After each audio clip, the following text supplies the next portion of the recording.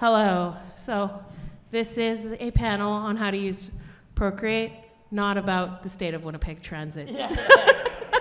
But I will complain about it. But yeah, if we have time at the end, perhaps we can all have a moment together. All right. No, this is the How to Make Comics Using Procreate panel. Myself, Stephanie Guest, aka Saka Sketches. I will be the moderator today, and I'll try to offer some insight where I can. We also have, well, maybe I'll just let you guys introduce yourselves. My name is Autumn. I am a local artist, and I teach digital art at the art gallery on weekends for kids. So I learned Procreate on my own, but then also delved into it more when I realized that I needed to help 11-year-olds a bit more learning the program. I've been doing digital art since I was about 12, when I learned how to steal Photoshop. So true. Yeah. So I have quite a bit of I've worked with a lot of digital art, and I like digital art quite a bit just for there's a lot that you can do with digital art that just makes things a lot easier and more streamlined. It's like, what is it? Work hard or smarter, not harder kind of situation. And I actually got Procreate. I had been a lifelong Clip Studio fan. Yes. I got it when it was called Manga Studio. And it was a disc. Yeah, I know. Yeah. So yeah. Retro. Yeah. And well, I use it in tandem, as in I use it for some things. I don't use it for drawing anymore, just because Procreate is a superior drawing program for the iPad, just based on the sensitivity. It's just higher. There's things that Procreate doesn't have, but it's also $13 and consistently updated, which I love. Yeah. So maybe let's start out simple. What's one of your favorite things about Procreate? And then we can lead in from there on a little bit more of a how-to. I think, like you said, it's very intuitive. I, as a also self-taught artist in digital spaces, I also found Photoshop online when I was a kid, looking for keys that someone gave on Reddit, that kind of thing. And I really, really found myself drawn to digital art overall because I had some not so great traditional art teachers, but my digital art classes of sorts were they were much more they were more excited about what I was doing. So I was like, okay, great, love this. Anyway, so I think just the general intuitive nature of Procreate is one of my favorite things about it, as well as there's a couple little things I like is this may be intermediate if you haven't used Procreate before, but there is a option called Page Assist, where you can basically make your own little sketchbook within one file. And I use that all the time when I am creating sketches or working on world building or whatever it is. So I have one file, and you go in and it's a digital sketchbook of 20 pages. And that's my favorite thing about Procreate. Awesome. I need to learn more about Page Assist, because for how much I've used Procreate since 2019, I've never actually used that feature, though I have heard everyone talk about it and how great it is. Yeah, I was just going to say, I use Page Assist for comics specifically. Well, but mostly that. I also do children's book illustrations, so just to, keep everything in one file, basically. It's so much easier. Yeah, no, I very much, I think basically Page Assist I use for almost everything I do. I don't know how good you can see, but at the very bottom you can see the little sort of squares, and that's the Page Assist there, and you can basically just sort of scroll through. I wish I had more hands, but I don't. I'll hold it up. This is my second iPad. I do love my first one, but this is one thing you can do really easily, scroll through. And as well as you can just add new pages very simply. I'm not gonna lie to you, I've gotten so used to Procreate that if I do traditional stuff, I will often find myself double tapping or triple tapping on paper. Absolutely have done that. Yeah.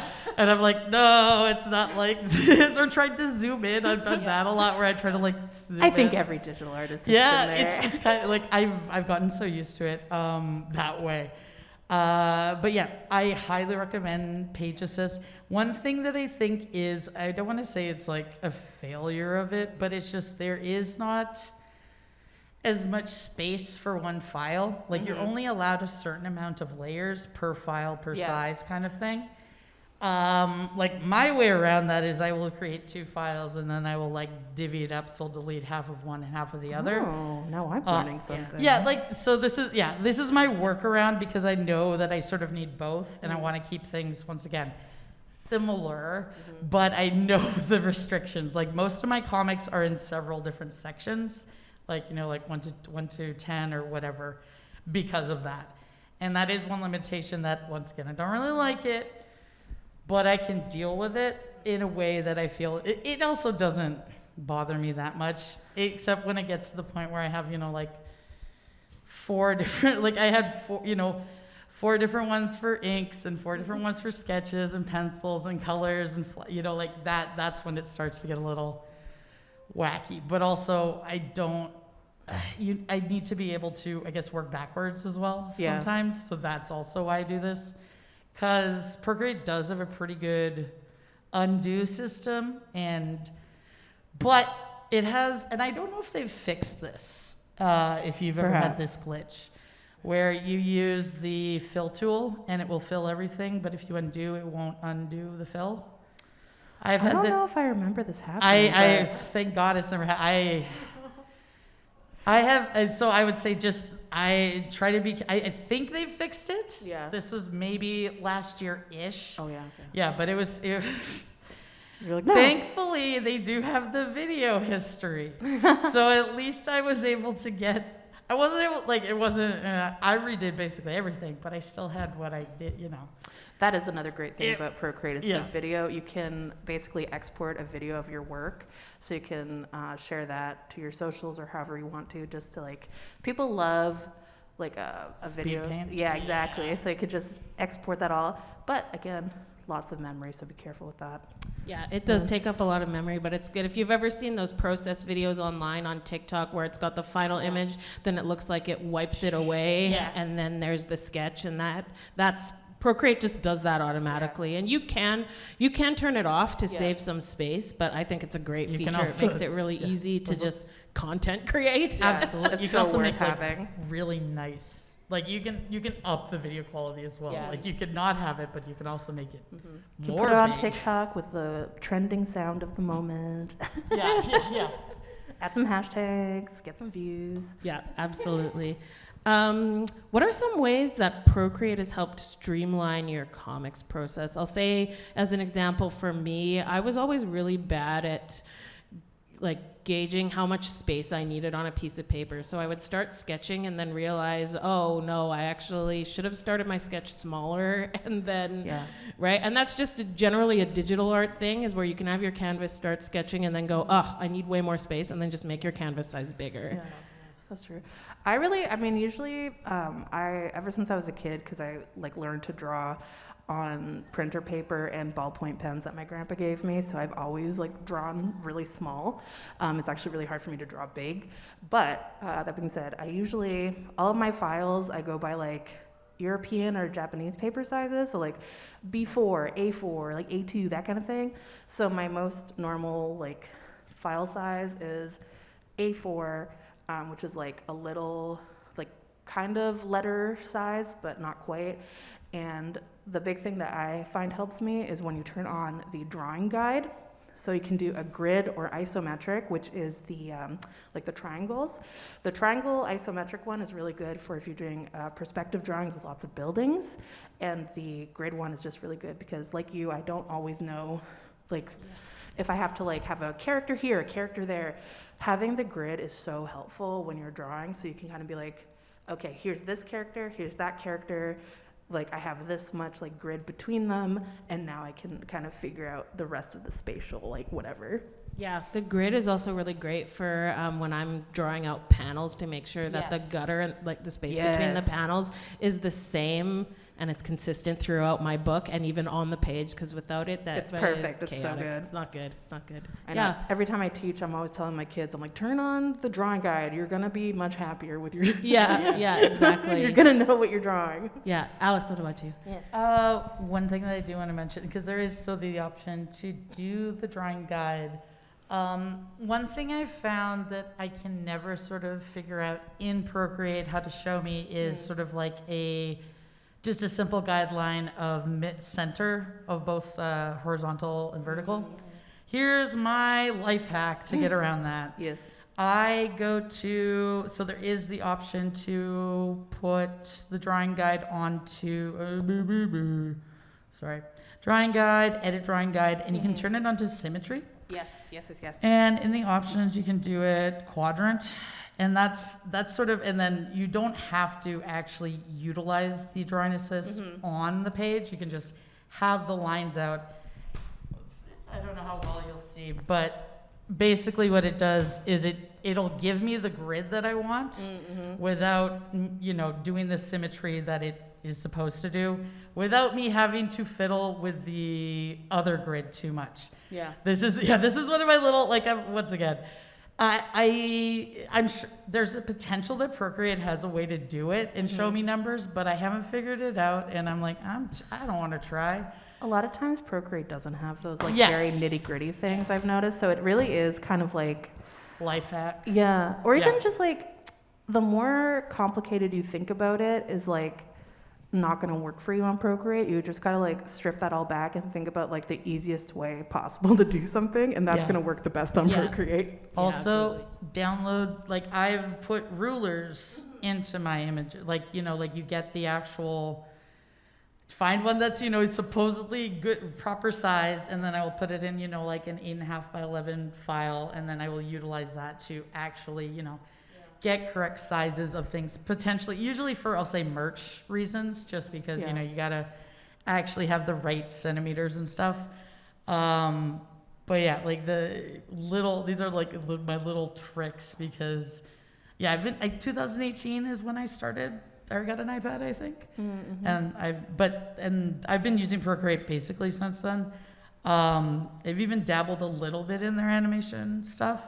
Oh yeah, the animation is really good if you haven't. I know I know it's not about comic, but I also I like that part of quite a bit. I think it is a very streamlined program. Just you do have to find, I'll say, potentially assets, stuff like that. I'm really sad because there used to be a really good site that was free-ish called, it was textures.com. It is now a subscription service. Yeah, I know. It was such a good resource, and I get it. Everybody has to make their own, money somehow. I just know that even I have an account there, but I can't download stuff without giving them money of my downloads that whatever. So I would say also, just don't delete anything. If you think you have an asset, or just even if it's just a cool picture, just hold on to it, put it in a Google Drive or something for later.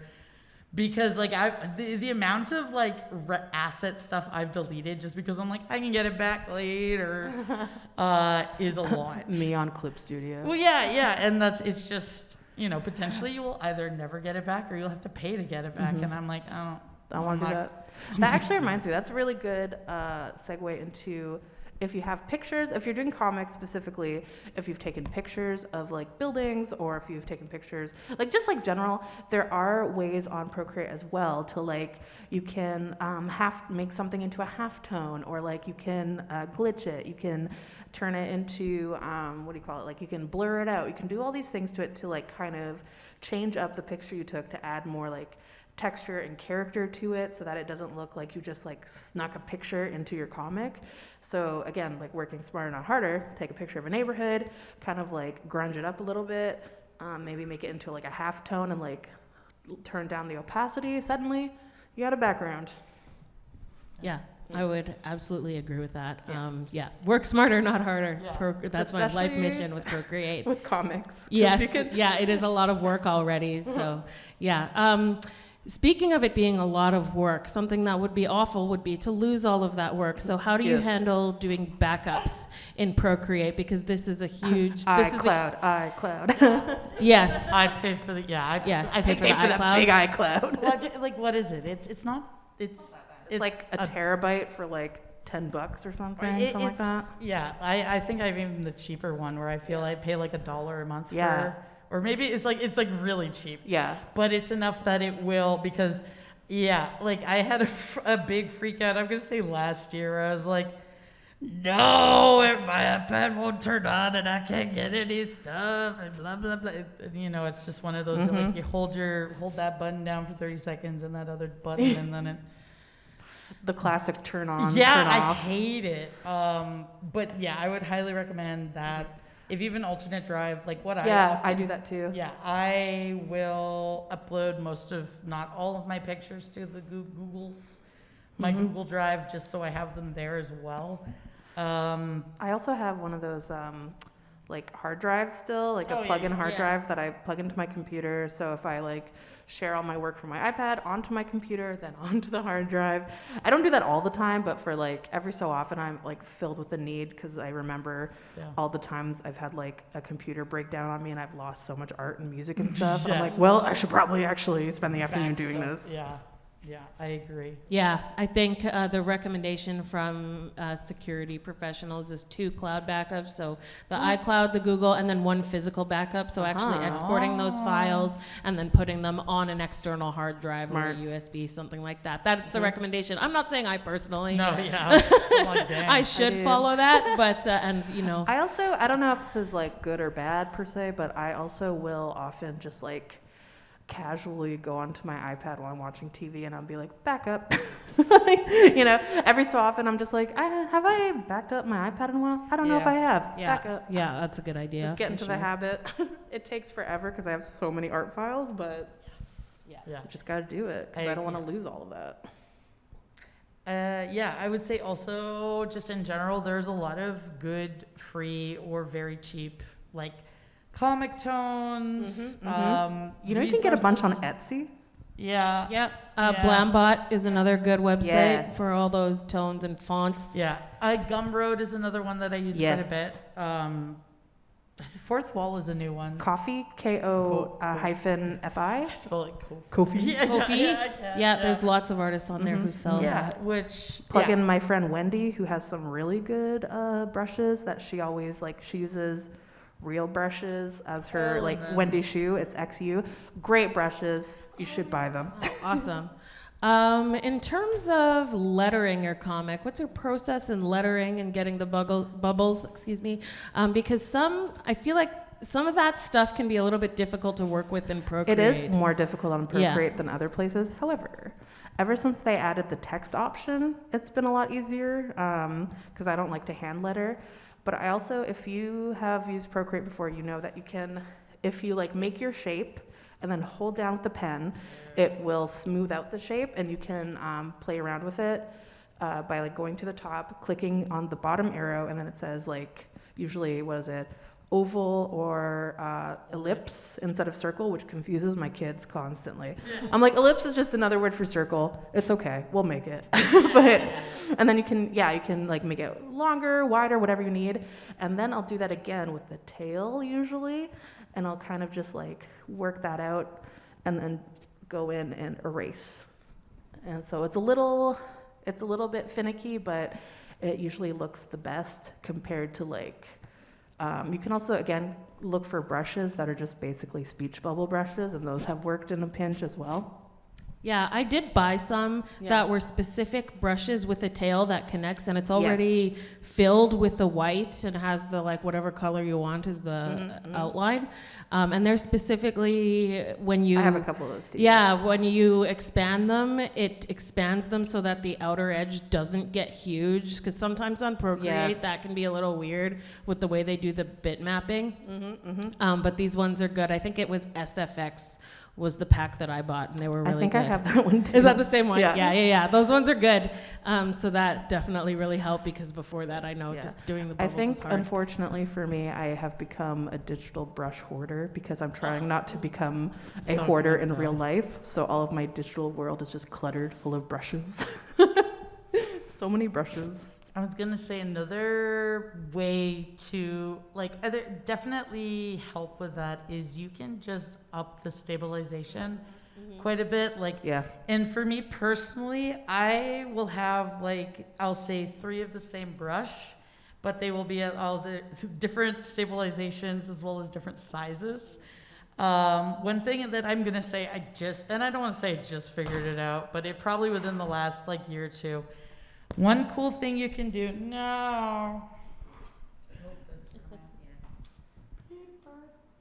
Please. I know, right? So, thank you. On the side, right here. Thank you, Autumn. On flipping around. On the side here, it gives you the option. It gives you this little plus button. To save the brush sizes. Yes, and so you don't have to figure out what the heck brush size you chose. We'll say it only lets you choose or have 4, which is More than enough, honestly. for me it wasn't. Yeah, which is why once For again me it was. I've made several different brushes of different sizes. That makes so much sense. Yeah. And once again, different stabilizations as well, just so that if I need to get something that needs to be either super curve perfect without using the arch, which is the same thing as doing the circle. It's just, you do a little.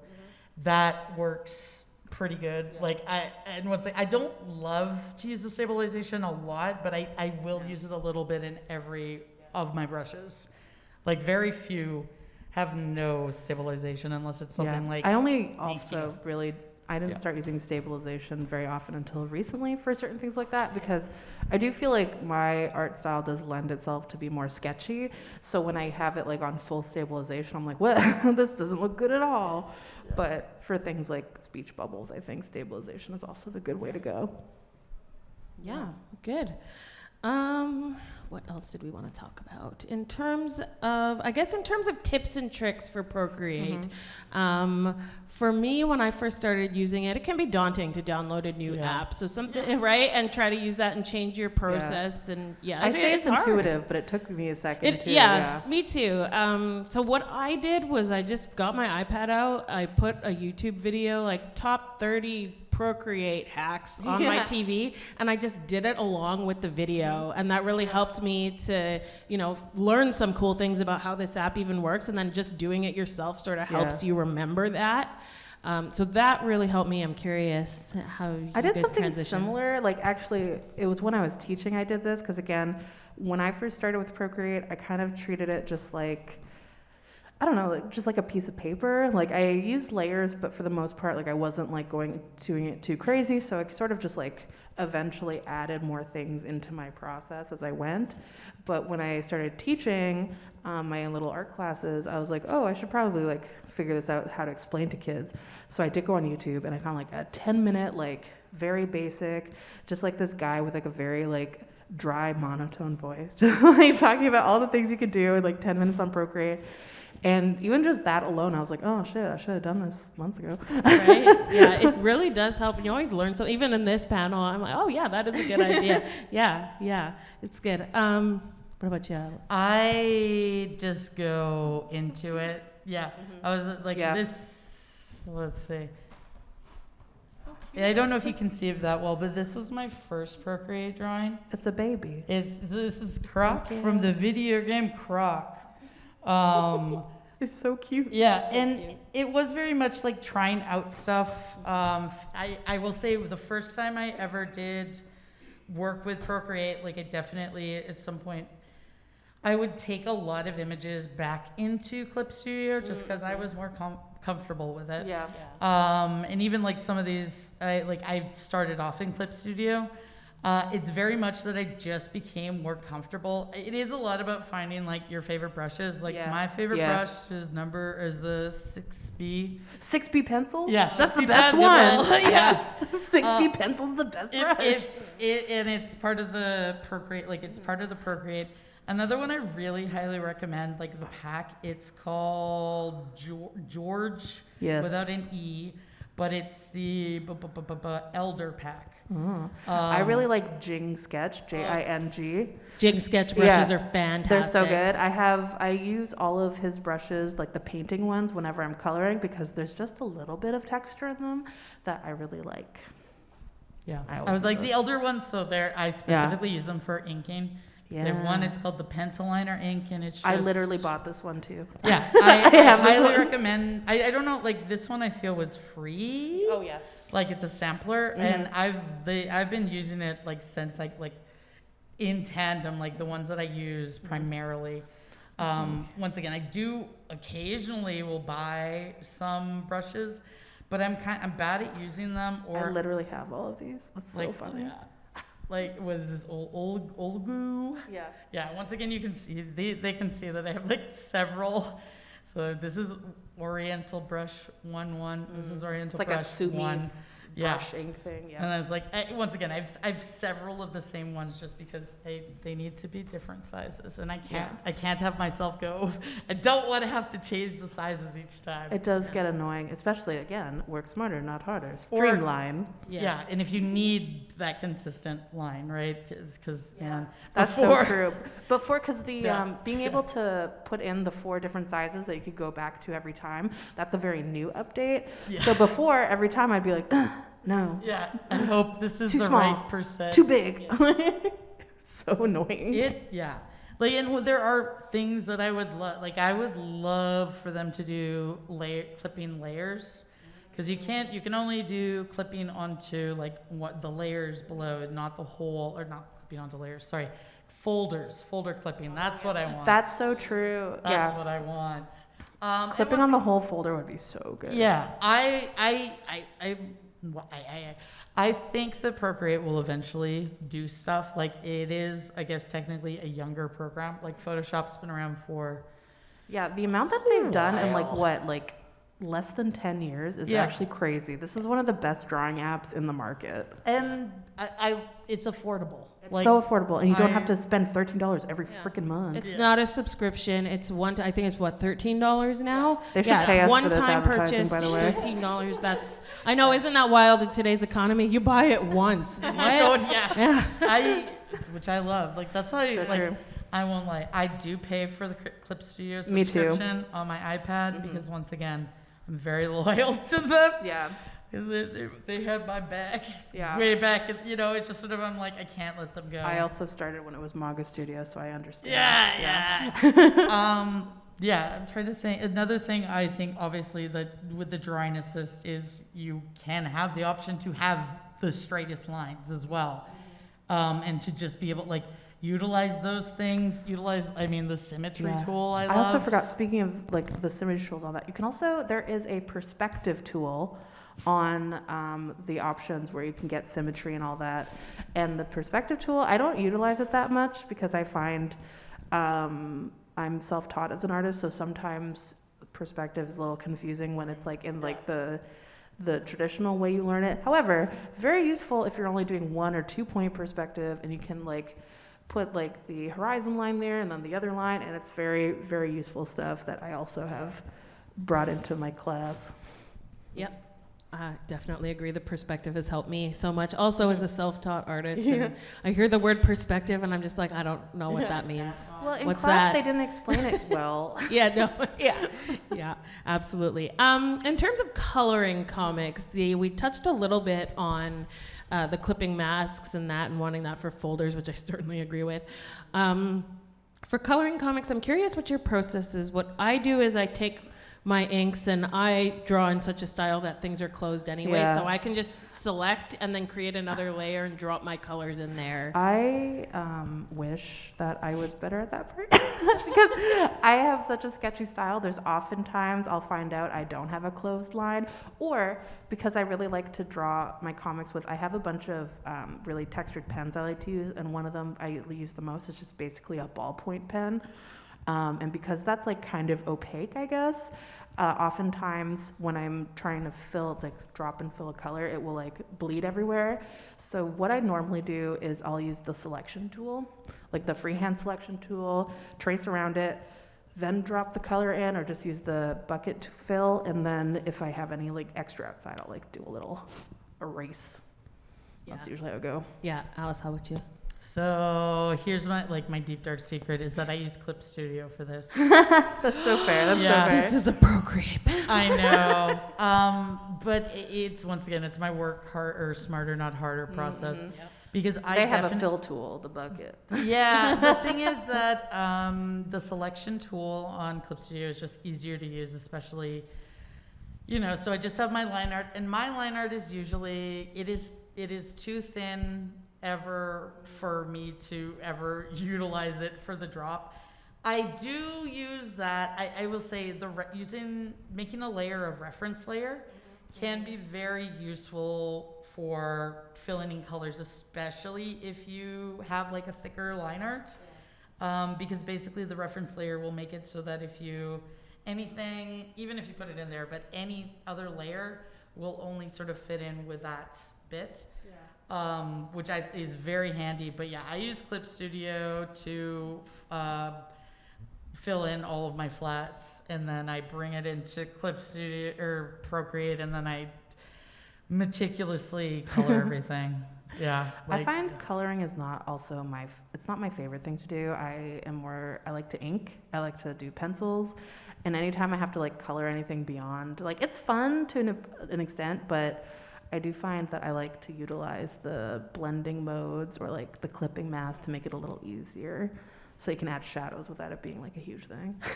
Yeah, absolutely. I'd use the clipping masks, and then I have another layer that I put on top for shadows, and just use the multiply. Yeah, that's it. It's just, honestly, my style has just been created by what's easiest to do in Procreate. I'll be honest about that. I saw someone online once say that, when I do like, here's a tip for you guys if you've never done this. When you're doing shadows and highlights, you do your second layer and you do it in like a nice little purple. And I saw someone suggest this once, and I've done it ever since, like a purple or a blue. And then, you do like one of the multiply or one of the blending modes, and it looks so much more organic and like so much nicer than just like a black on top of it. And that's my tip that I learned from some other digital artist. I love coloring, but I'm going to circle back to one other tool. I keep on forgetting to talk about it, is the Liquify tool. I love the Liquify tool. It is great. Don't be afraid to use it. I don't want to say it's perfect, but it's pretty substantial for what it is. I find that if things are just looking a little bit off, just giving it a little nudge, and just going back and forth between that is incredibly helpful. Like I don't know, like I've never really used the Liquify tool in any other thing other than to make like fun little. But this, I've never used the Liquify tool as much as I really have like it Procreate. too. I had some kids in my class who would use it to make digital slime. Oh, that's fun. I mean, you know, like slime and real, like you've seen kids, they do that on the iPad with the Procreate to be like, it's my slime. I'm doing slime. I'm like, all right. I use it for if I have a character who's got a shirt with a pattern on it, and then they're standing, I was gonna say, and then you don't have to like draw the pattern in a wonky way they're standing. You can just liquefy it. Yes, my favorite Liquify tool is the crystallize one. It turns everything into crystals. Like it has like a jaggedy edge. So if you're doing like a tie-dye pattern, you do the swirl, and then you do the crystallize, and then it looks cool as hell. Awesome. That is, I like that. Awesome. Okay, we have about 10 minutes left. Is there anything else that we want to touch on before we maybe open it up for some questions? I think I'm trying to think, that's everything I can think of for like how to work out. Just make sure that you have as many layers as you need, and maybe also name them. Otherwise, layer 1, there will layer be 2. That's a name. I know. Listen, do as I say, not as I do. Yeah. None of my layers are actually ever named, No. it does become very helpful. Yeah, I was like, it's just like, yeah, I'll do it again. I find it difficult for me to personally write stuff on it because it's just such a tiny spot. That's true. Also, speaking of naming things, a really great thing I like to utilize in Procreate that I also try to get the kids to do, it's been a battle, but we'll make it, is you can stack your layer, you can stack your artwork in Procreate. So my whole iPad is just full of stacks of like, oh, this comic project. Yeah. This is my like digital drawing, like for this semester. This comic, these sketches. I have like stacks for like 2025 drawing, 2024 art, you know? So when you like organize it like that, it's so much easier than after I organized it, after it being just like everything everywhere. I was like, oh, this is actually much better. Yeah. So highly recommend, if you don't utilize your stacks, you should. Yeah, agree. That one I actually do. Yeah. I'm like naming the layers. Okay, any questions from the audience? Yeah. Hi, I think y'all briefly touched upon it, but do you agree that Procreate would be improved with like rulers and guides? I definitely think so. Yeah. I mean, I love it otherwise. Yeah. But It doesn't have to be anything crazy. Just like, a little one. The just a little numbers bit. on the side. Yeah. Just numbers on the side. Just add a little ruler. Just a little one. Please. Eventually. Yes. I can wait, but Yeah. I will say I'm not above like putting and I'm lucky because I have a big iPad screen, putting it and then putting an actual ruler next to it. That's also smart. Because once again, I've downloaded rulers specifically for that. You guys are really more conscientious than I am, because at the end of the day, I'm like, whatever. It's just online anyway. Who cares? Here's my rulers where I did it. I added more numbers. Love it. Nanoland. But yeah, that's just like try and figure out actual sizes of things. That's really. I think I have math dyslexia, so I'm just amazed by this. I can't do it. For me, it's not easy. I love this. But yeah, I just will grab, and I'm pretty sure it's in my picture. That's the Google. Oh, yes.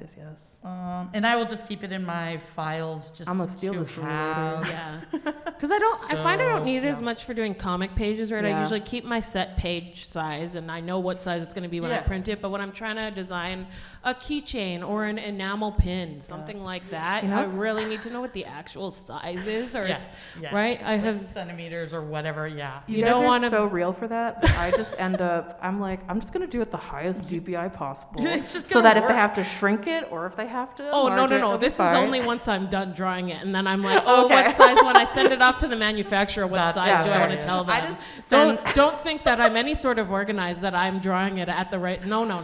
I just send whatever I send. I'm like, hey, since you're the printer, I think you know better than I do. Make it work. Do it. That's for you. Please. I once printed something with UPS, and the Chinese uncle who worked there, he was like, you're kind of dumb, but that's all right. And I was like, I know, it's fine. He's like, you dumb kid. And I was like, thanks. Thanks, bro. Yeah. Okay. So I was like, it was good. I knew he was going to do a good job, because he was like, So short answer, yes. Yes, please. Yeah. Any other questions? Yeah. I'll try one. So I was wondering, do you guys do the separate components, like the characters, the background, and things separately, and then do the your panel design on the page, or do you do it all as one page? It depends for me. Yeah. I often, when I'm drawing my characters and the panels, if I'm if it's not a comic, oftentimes I will just sketch the characters and maybe like sketch the background. I find for me personally, every time I try to sketch separately from like if I have a character and then the background and they're all separate, it kind of looks like uncanny valley to me. I don't know what it is. Maybe I'm just looking too long, but I have to sketch all of that on the same, like the ink layer or whatever it is, the background, the people, all of it, it has to be all on the same layer. The coloring, all that can be on different layers. I usually do my halftones or like my shading on a different layer. But yeah, like my characters' backgrounds are usually all on the same panel. Yeah, Yeah. I do mine all same. Mine is just really, I will sketch everything out on one layer, and then I will ink everything on another layer, color on another, and then shadows Basically on another. same, yeah. It's basically at the end of it, and yeah, as I'm working in my process, I might end up with more layers specifically around the sketch and the inks, and then merge it all together just to make sure things line Yeah. up well. But at the end, my finished comic page is gonna have those 4 layers. So I'm working sketch, ink, color, shadows. It's for me, it's simple in that way. Yeah. That's basically Yeah. me too if I'm coloring. Yeah. Yeah. Yeah. Alice, what about you? I will divide my inking up into like skin, hair, eyes, clothes. Like that's how. And basically, I do this so that I'll build up sort of, so I have my skin, and then I'll put my clothes on for the, and then I can erase what's underneath, kind of thing.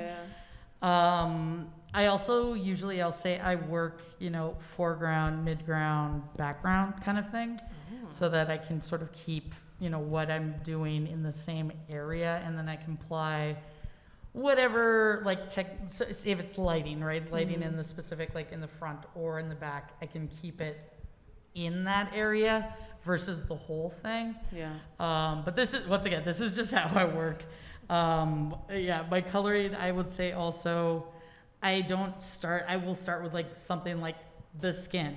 I'll do all the skin, then I'll do all the hair. And usually like they will be on different layers. Usually they'll get merged eventually, maybe. But it depends on if I want that layer for, like, potentially I want to add something else to it, so I'll just keep it. But also potentially I might just duplicate it and merge it with the other thing as well, just to have that and that. You're like a mad scientist. I do. Yeah, I real. will make multiple layers of just little bits and things, just because I'm like, that's probably a good idea. Yeah. I find merging layers is my way of telling myself, I'm done. you're done now. No more overworking You this. cannot do anymore. You cannot do anything else. You're done. That's what, Yeah. So I will often, because I can't work that destructively. So I will keep like that layer, but I will also have the merged layer, and I will keep these layers, and I might not even have them in the same like page section as like where it is, but I will just have it so that I have it just in case. Yeah. Which, once again, can be bad because the layer limit. But this is the thing that I've done to myself. But then at least it's another step, right? Again. You're still saying to yourself, it's another step if I want to go back and change this. Yeah. So how important is that? Duplicate Yeah. my files. Yeah, duplicating files. I've True. certainly You been could there. just do that as well. Yep. Yeah. Maybe we have time for one more question. If there is. Sure, go for it. Just while I'm thinking of it, maybe if you could talk a few minutes about, like, in terms of making panels specifically, like how do you like approach that? Like, which brushes are you using? How are you making sure that they look crisp? I have found, I don't know if you guys have downloaded these too. If I want like a specific, like very clean look, I have found brushes that are basically like vector brushes that like are so stabilized. You just pull, like basically draw it down, and it's like immediately is a like a straight line. But also anytime I really do anything, I just will have my drawing guide on, whatever pen or brush I'm using. I'll make this square, and then I'll hold it down, make sure that the square fits all the lines of the drawing guide, and then keep going. Yeah, that's what I do too. I just use the the drawing guide grid to draw the lines, and then just hold them down because I like the straighter lines. Some people draw them, and they'll just leave it, and that's Wiggly. good. I'll just use it on the drawing guide.